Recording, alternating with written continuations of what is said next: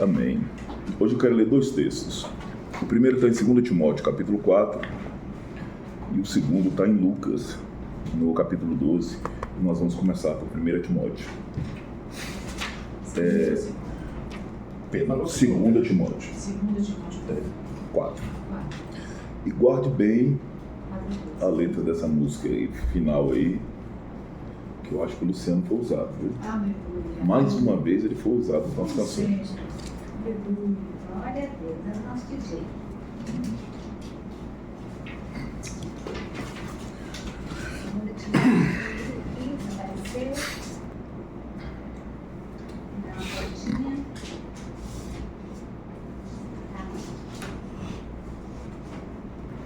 Lucas, o que você falou? 12. 12.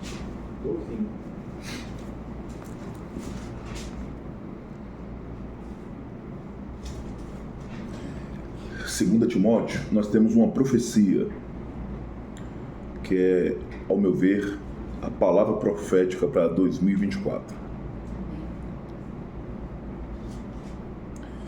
Conjuro-te, pois, diante de Deus e do Senhor Jesus Cristo, que há de julgar os vivos e os mortos na sua vinda e no seu reino, que pregues a palavra, instes a tempo e fora de tempo.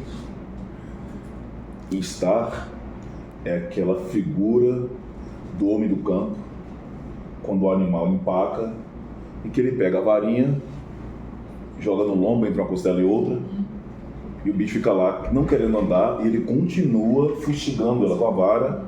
Ele está falando para a gente fazer com a palavra exatamente a mesma coisa. Se a Wagner não quiser ouvir o que eu tenho de Deus para ela hoje, ela pode ficar tranquila que amanhã eu estou aqui batendo na porta outra vez. Se amanhã eu voltar e ela não quiser ouvir o que eu tenho para entregar de Deus para ela, fica tranquila. Eu vou estar dormindo na porta, quando ela sair ela vai ter que tropeçar na minha perna, cair. Enquanto antes da ambulância chegar para levar ela para o hospital, ela vai ter que ouvir. Instar para poder pregar a palavra. A tempo e a fora de tempo. Redarguas, repreendas, exorte, com toda longanimidade e doutrina. Porque virá tempo, e esse é o tempo que Paulo está falando com Timóteo, nós estamos dentro dele. Porque virá tempo que não suportarão a sã doutrina, mas, tendo comichão nos ouvidos, amontoarão para si doutores, conforme as suas próprias concupiscências. Desviarão os ouvidos da verdade, voltando-se às fábulas. Mas tu, Edson, tu, Wagner, tu, Dislene, tu, seu Adão, tu, Luciano, tu que nos assiste, seja lá que momento for, ser sóbrio em tudo, sofre as aflições e faze a obra de um evangelista e cumpra o teu ministério. Não tem campo melhor para poder evidenciar o seu chamado em Deus do que os tempos que nós estamos vivendo. Ninguém quer papo com a palavra, ninguém quer papo com a sã doutrina, ninguém quer viver a verdade. Nós estamos inseridos dentro de um universo de profunda corrupção e de profundo desmantelo. Chegou a hora de evidenciar na minha e na sua vida a integridade de Deus, não é a nossa. A justiça de Deus não é a nossa. O amor de Deus não é o nosso. Evidenciar o reino de Deus. Então por que nós estamos inseridos dentro desse mundo tão caído, tão controverso, que qualquer lugar a gente se esforça para não ler mais notícia, para não assistir jornal, e a gente só fica sabendo das coisas agora ao vivo. Já que você não quer ligar a televisão, acontece diante dos seus olhos. Já que você não quer ver mais pelas mídias, pelas grandes mídias, você está passando e as corrupções estão acontecendo diante de você. E nós estamos nesse tempo, tão somente, não é para fazer a diferença, mas para viver a diferença. Louvado seja Deus, porque nós temos a felicidade de estarmos reunidos numa sala, num ambiente de pessoas casadas, que vivem a estrutura da realidade do matrimônio. Não é mais comum do mundo que nós estamos vivendo hoje. Nós estamos num ambiente, numa sala, de pessoas honestas. Não é mais a realidade do mundo que nós estamos vivendo hoje.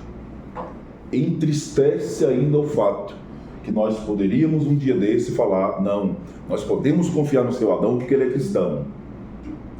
A sociedade olhava para essa cena e ainda tinha um voto de confiança. Hoje não, tudo é ladrão, tudo é bandido, tudo é alguma coisa, isso é tudo farinha do mesmo saco, e a gente vai nos adjetivando com uma tonelada de coisas que a gente queria até que fosse uma certa mentira, que fosse uma certa injustiça, mas que no fundo não é, procede de uma realidade de verdade. Então, eu quero começar a nossa conversa de hoje partindo desse texto e saltando para Lucas no capítulo 12.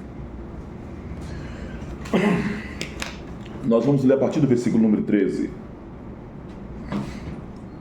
Mas Jesus está falando anteriormente, no seu ensino, para que os seus ouvintes aprendam e desenvolvam uma confiança unicamente em Deus, para não olhar mais as coisas e os ditames desse mundo. Como está escrito lá no Evangelho de João, capítulo 18, o reino dele não é desse mundo.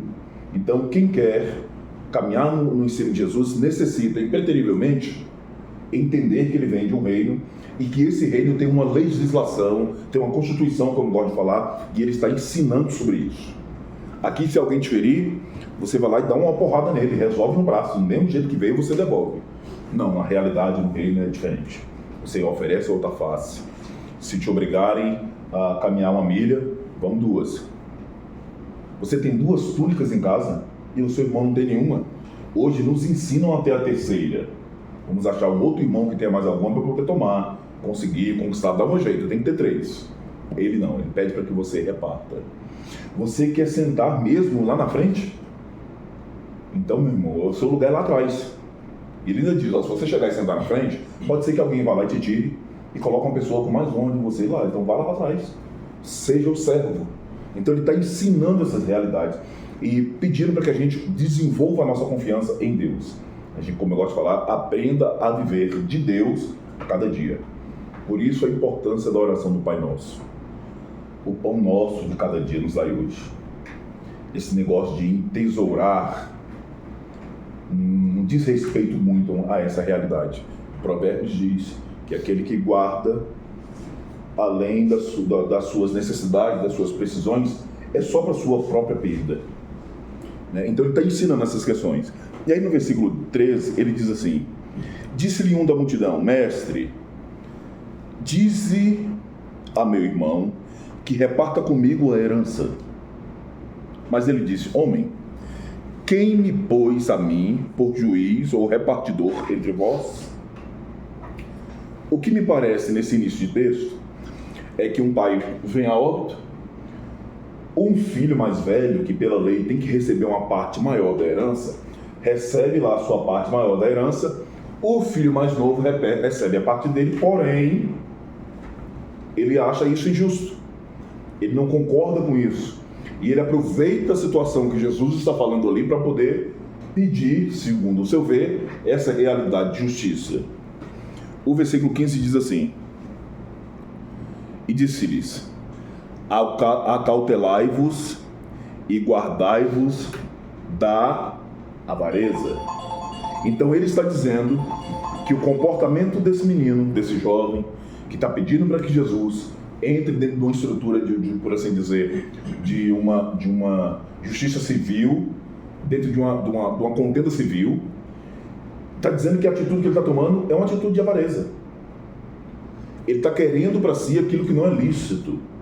Ele está querendo para si aquilo que não convém. Ele está querendo uma realidade de riqueza que não faz sentido para ele. E Jesus, então, dá o tapa na minha e na sua cara.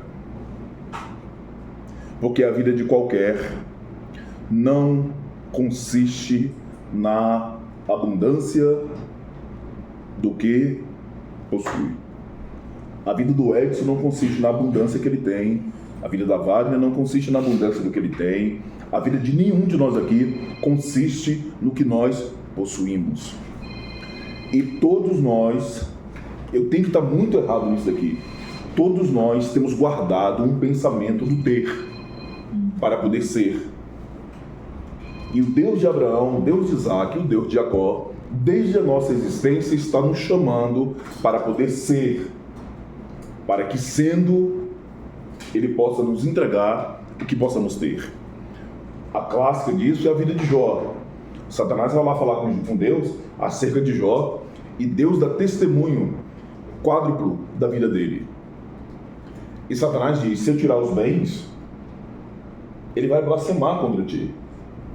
E muitos de nós nem precisa tirar muito. Pouquinho que sair das nossas reservas, pouquinho que sair da nossa conta hoje, a gente entra num patamar de fúria violento, porque nós não somos o que a nossa identidade em Cristo foi comprada. Nós somos o que nós temos.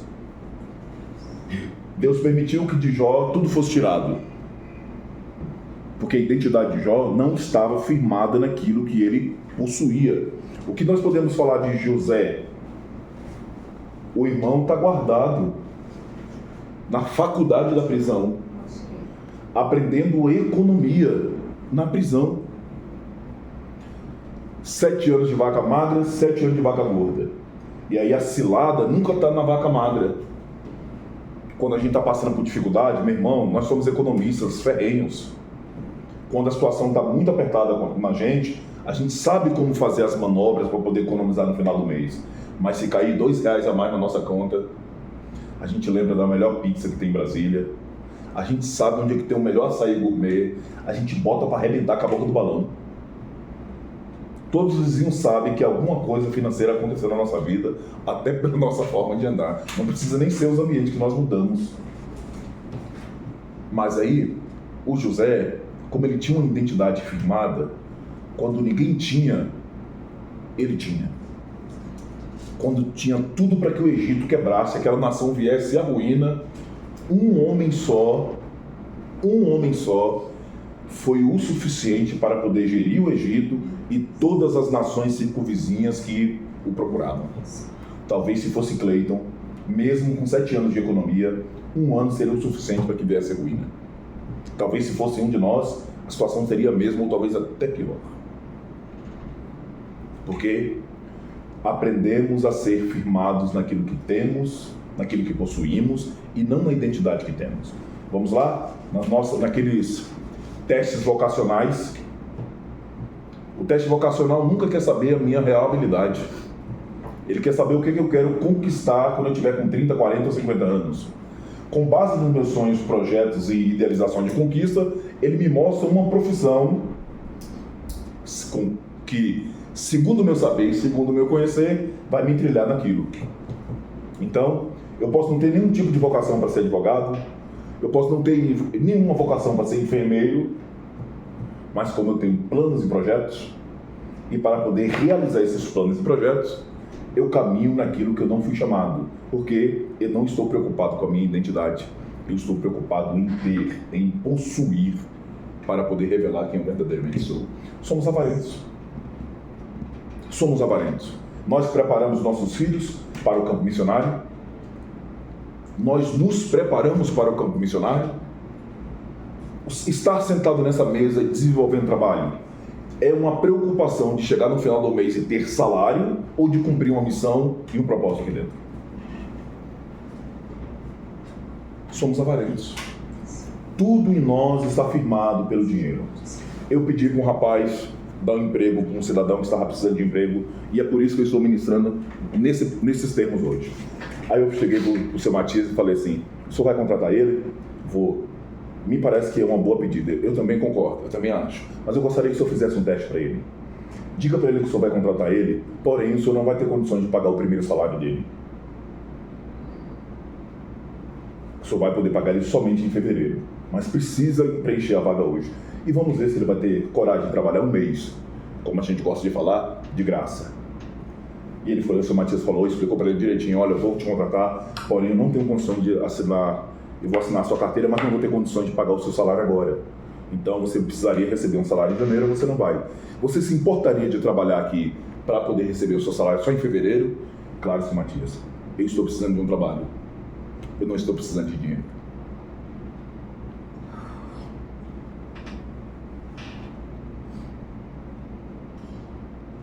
Eu chorei antes. Porque talvez eu não fizesse isso. Talvez você não fizesse isso. Eu preciso trabalhar. Eu não posso mostrar para o meu filho que eu sou um fracassado. Eu não posso mostrar para minha esposa que eu sou um fracassado. Eu tenho muito mais valores a defender do que um salário. E eu contrato ou não contrato um homem desse? Eu tiro a vaga de alguém e coloco essa pessoa para trabalhar no lugar. É tapa na cara. O que me assusta nisso é que eu queria que ele fosse cristão. Eu queria que ele fosse crente. Como a gente consegue falar, eu queria que ele fosse dos nossos. O nosso valor está consistido na abundância do que nós temos. Mas o valor que o Senhor está nos chamando precisa estar firmado na nossa identidade. Por que nós trocamos? Por isso que eu chamei Timóteo para poder falar no começo. Porque nós estamos vivendo num tempo que todas as vezes que você abre o seu Instagram, o TikTok ou qualquer rede social, até a televisão, está todo mundo mandando você acordar mais cedo, você fazer mais do que você precisa ter. Você não pode vir ao ano de 2024 sem ter isso, sem ter aquilo. Se você está andando nesse carro agora, esse carro tem que mudar. Se o tênis que você está usando é dessa marca aqui, você tem que comprar o melhor, porque você é cabeça, você é isso, você é aquilo, por aí vai. Nós, como cristãos, estamos contaminados com essa realidade. E longe de mim, falar que isso é demagogo em falar que nós não necessitamos de recursos e de dinheiro. Essa não pode ser a tônica da nossa vida, não pode ser a tônica do nosso chamado. Não é o que possuímos que define quem nós somos. E é por isso que quando vai chegando em determinados momentos, o mundo funciona da seguinte forma. Quando chega na sexta-feira, está todo mundo gritando sextou, e está todo mundo indo para balada, já está tudo programado. O cristão, a mesma coisa. Ele não vai para balada, ele não vai para essas festas, mas ele arrumou um jeito, ele arrumou uma forma de driblar aquilo dali. Então o cidadão gasta tanto com cerveja, pode prestar atenção que o cristão gasta o triplo com pizza, com açaí, com uma tonelada de outras coisas. O cidadão volta na segunda-feira, arrotando as dívidas que ele fez no final de semana, e o cristão a mesma coisa. Comichão nos nossos ouvidos. E nós estamos levantando esses mestres para poder dar voz à nossa concupiscência, dar voz à nossa avareza, dar voz à nossa falta de caráter, dar voz a todas essas coisas em cada um de nós. Nós precisamos voltar para o princípio bíblico. E o princípio bíblico é que você não está definido naquilo que você possui. Vamos voltar para outro texto? Jesus Cristo está sentado na beira de um culto, e um culto de muito avivamento. Tanto lugar para ele poder sentar, ele ficou parado na boca do gasofilácio. Lá foi o Edson, colocou 1 milhão. Lá foi o Luciano, colocou outro 1 milhão. Lá foi a Wagner, colocou outro 1 milhão. Chegou uma viúva pobre. A viúva pobre. E Jesus não fez menção do Edson, de Wagner, porque ele não fez menção de ninguém. Fez menção da viúva. E o texto diz que ela tirou da sua necessidade. Diz que nós colocamos lá o que não sobrava. Então, é gente muito rica. Mas a viúva tirou da sua necessidade. Existe gratidão nisso. Existe voluntariedade nisso. Compromisso e comprometimento nisso. Existe coração, existe adoração nisso. Essa mulher não está firmada naquilo que ela possui. E é por isso que eu acho estranho o Luciano, do nada, isso deve ter sido essa rapadura extraordinária que você trouxe, o Luciano comeu, recebeu uma unção da rapadura e me traz essa canção aqui, antes da gente trazer essa palavra, sem ter noção do que vai ser ministrado aqui hoje. Porque o texto, a canção, está dizendo que nós precisamos aprender a depender de Deus. Está falando e chamando a existência da gratidão. Está dizendo que o que nós temos, como nós falamos um dia desse, não é resultado do nosso esforço, mas é a benesse, a graça e o favor de Deus nos alcançando. O texto segue. Propôs uma parábola dizendo: a herdade de um homem rico tinha produzido com abundância, e ele arrazoava consigo mesmo, dizendo: que farei? Não tenho onde recolher meus frutos. E disse: farei isto, derrubarei meus celeiros, edificarei outros maiores, e ali recolherei as minhas novidades e os meus bens. E direi à minha alma: o que eu deveria dizer para minha alma é o que está escrito em Romanos 12. Não vos conformeis com esse mundo, ó miserável homem que sou. Não se adeque, não se adapte ao que todo mundo está dizendo. Volte para a centralidade das Escrituras. O que eu tenho que dar resposta para minha alma é isso. É fazer como Davi está apontando salmo após salmo. Alma, por que tu está andando nisso? Por que tu está esperando em outro lugar? Por que você está querendo buscar soluções distante de Deus? A minha resposta para minha alma deveria ser isso. Mas esse homem representa o que eu sou. Alma, tens em depósito muitos bens para muitos anos. Descansa, come, bebe e folga. Mas Deus lhe disse: louco, essa noite pedirão a tua alma. E o que tens preparado, como será? Assim é aquele que para si se ajunta tesouros e não é rico para com Deus. Deus não tem problema com riqueza. Muito pelo contrário. Deus tem problema com homens que se deixaram dominar pela riqueza. Deus não é contra prosperar ninguém. Pergunte isso para o irmão Salomão. Pergunte isso para Davi. Deus não tem problema em enriquecer, em prosperar a vida de ninguém. Muito pelo contrário.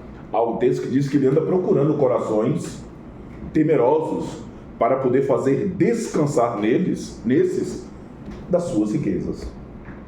O problema é que um de nós aqui, com R$2 a mais no bolso, a gente faz umas loucuras. Troca de mulher, troca de marido, troca de carros sem precisar ir poder, e por aí vai trocando tudo. E de Deus nós já trocamos há tempo. E ele está fazendo uma referência extraordinária. Ajunta para si tesouros, mas não é rico com Deus. Vamos voltar para o irmão Jó. Quem olha para Jó está quebrado, está falido, está arruinado. Quem olha para Jó, e o Jó tem uma coisa que me assusta, e eu gosto de brincar nisso de vez em quando. Eu pergunto assim: como estão seus filhos? Durante muitos anos que eu faço essa brincadeira, eu só ouvi uma pessoa chegar para mim e falar: não são meus filhos, são os filhos que o Senhor colocou para que eu cuidasse deles. Todos nós abrimos a boca falando: são os meus filhos, mas não são. Tem muita dificuldade que nós estamos vivendo na nossa família, porque é meu. No dia que a centralidade voltar para Deus, nunca mais nós vamos passar problema com isso. É o meu casamento, é o meu filho, é a minha finança, é a minha casa, é o meu isso, é o meu tudo.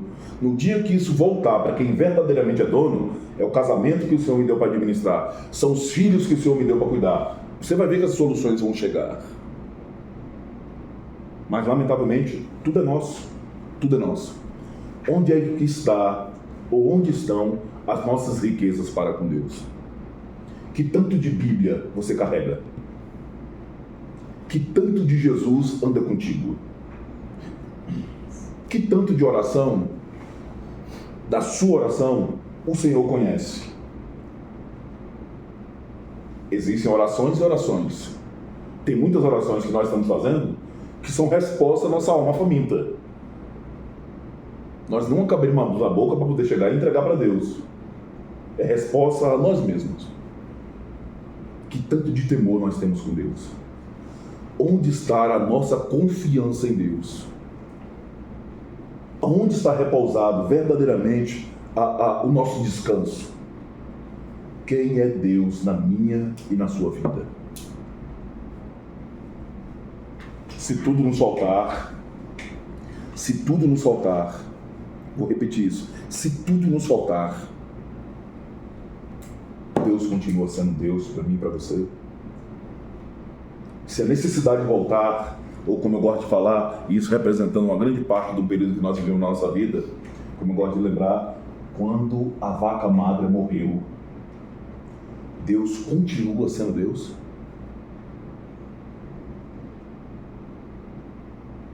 Eu quero terminar nisso. Primeiro ponto. Você tem dificuldades com a Wagner? Não precisa levantar Jesus como juiz para resolver isso. Wagner, olha, não concordo com isso daqui, vamos resolver isso daqui. Não precisa ficar incomodando Jesus nessa situação, que ele vai chegar para mim, para você falar: quem foi que me colocou de juiz nessa situação de vocês? Cara, resolva. Tem muitas coisas dentro do matrimônio, por exemplo, que eu tenho que sentar com Gislene para poder falar com ela e resolver com ela, que não adianta eu apresentar isso daqui em oração, que é um problema entre eu e ela. e não é juiz de causas civis. Não adianta fazer campanha para esse monte de coisa. Nós vamos ter que sentar e encarar. Há um outro texto que diz que se a gente estiver lá pronto para poder entregar nossa oferta e lembrar que alguém tem alguma coisa contra ti, não é você que tem algo contra alguém, é alguém que tem contra ti. Deixa uma ofertinha aqui do lado, vai lá e se resolve. Jesus não mandou você sentar na boca do gasofilácio e fazer uma oração linda. Não. Ele mandou você se levantar dali, ir lá e resolver. Nesse tempo, nós estamos precisando voltar para essa realidade. A realidade do diálogo e, muitas das vezes, para ser mais preciso, a realidade do confronto. Ei, lamentavelmente o caminho que você está tomando, meu irmão, é errado. Tome ele se você quiser. Mas, biblicamente falando, o caminho que você está tomando é errado. Você vai morrer, você vai se enrolar todo isso daí, mas você não está indo sem instrução. Nós precisamos fazer a obra do evangelista, da qual cada um de nós fomos chamados. Segundo, e o ponto mais importante, você é muito mais valioso e valoroso do que aquilo que você tem e do que aquilo que você possui. Coloque o melhor carro que existe no mundo hoje na mão do Luciano. E esse carro jamais vai representar a identidade que Deus estabeleceu na vida dele. Derrame milhões, fortunas nas contas da Wagner, do Edson, do Slene, e isso não vai mudar a essência de quem eles são.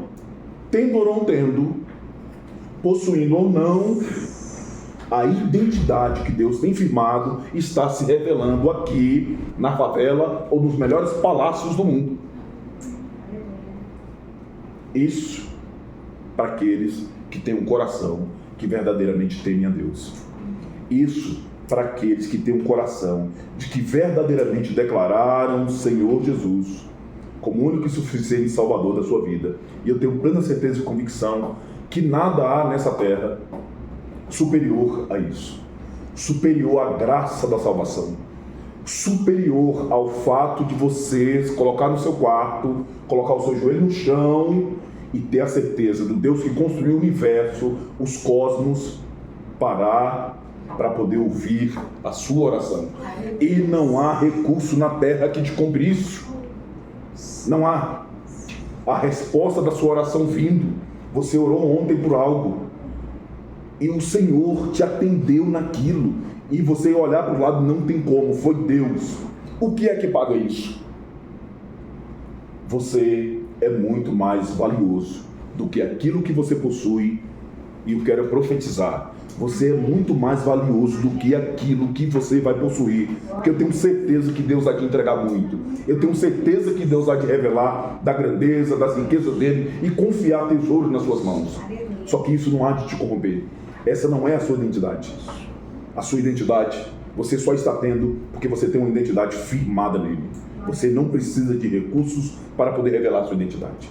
É porque você tem uma identidade em Deus que os recursos estão vindo e que a prosperidade extraordinária está chegando. Nós te agradecemos, Deus, louvamos e bendizemos o seu santo nome. Muito obrigado, muito obrigado, muito obrigado. Obrigado por essa palavra, obrigado por essas verdades, duras de ouvir, difíceis de escutar, mas que nós precisamos. É a vacina da agulha da ponta grossa que precisamos para poder curar das nossas avarezas, das nossas vaidades, das nossas arrogâncias. Nós te agradecemos por essa palavra, nós te bendizemos por essa palavra, nós te agradecemos por este cuidado, nós te agradecemos por essa proteção. Muito obrigado, muito obrigado, muito obrigado. Obrigado pelas vidas e as famílias aqui presentes e as que muitas que serão alcançadas. E nós te pedimos que tu continue a repousar da tua bênção e da tua paz sobre cada um de nós, pelo poder que há no nome de Jesus. E é nele e por ele que nós oramos e agradecemos. Amém, amém, amém. Aleluia. Aleluia.